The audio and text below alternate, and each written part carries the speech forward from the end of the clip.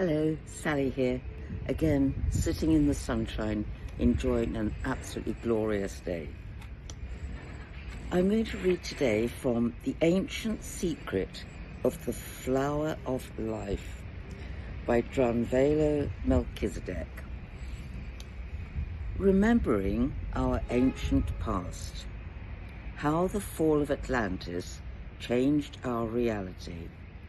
A little less than 13,000 years ago, something very dramatic happened in the history of our planet that we're going to explore in great detail, because what happened in the past is now affecting every aspect of our life today.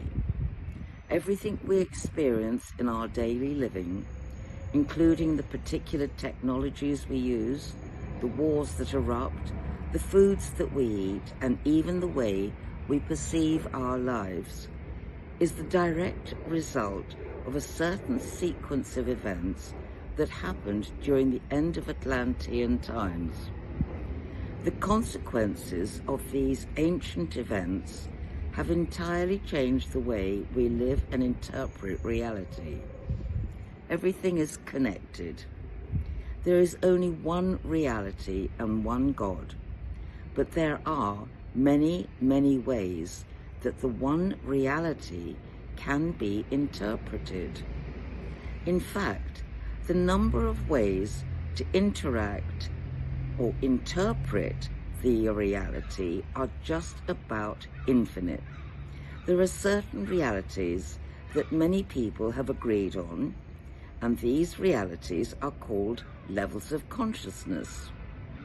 For reasons we'll get into, there are specific realities that extremely large numbers of beings are focusing on, which include the one you and I are experiencing right now. At one time, we existed on Earth in a very high level of awareness that was far beyond anything we can even imagine right now. We hardly have even the capability to imagine where we once were, because who we were then is so out of context with who we are now. Because of the particular events that happened between 16,000 and 13,000 years ago, humanity fell from that very high place through many dimensions and overtones, ever increasing in density until we reached this particular place, which we call the third dimension on planet Earth, the modern world.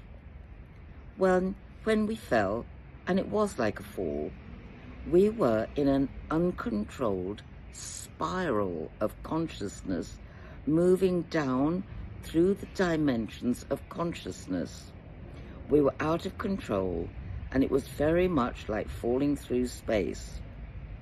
When we arrived here in the third dimension, certain specific changes took place, both psychologically and in the way we functioned in the reality.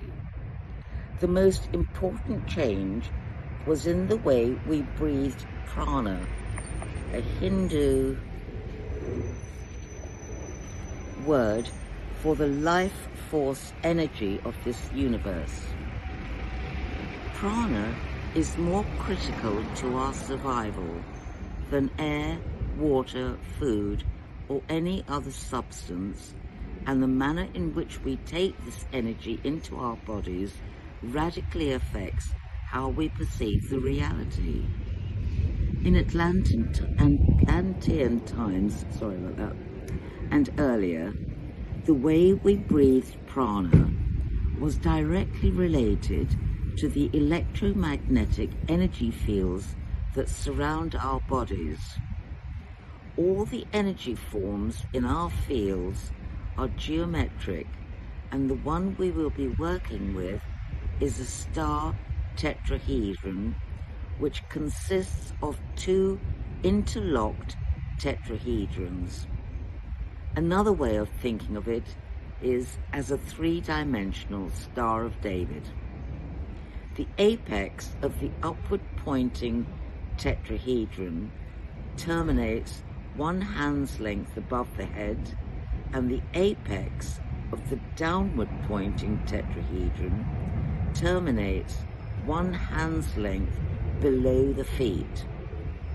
A connecting tube runs from the upper apex to the lower point through the body's main energy centers or chakras. This tube for your body has the diameter of the circle you make when you touch your longest finger to your thumb. It looks like a glass fluorescent tube, except that it has a crystalline structure at the ends that fit into the 2 apexes of the star tetrahedron. Before the fall of Atlantis, we used to bring prana simultaneously up and down this tube, and the 2 prana flows would meet inside one of your chakras. Specifically how and where the prana meets has always been an important aspect of this ancient science, which today is still being studied throughout the universe.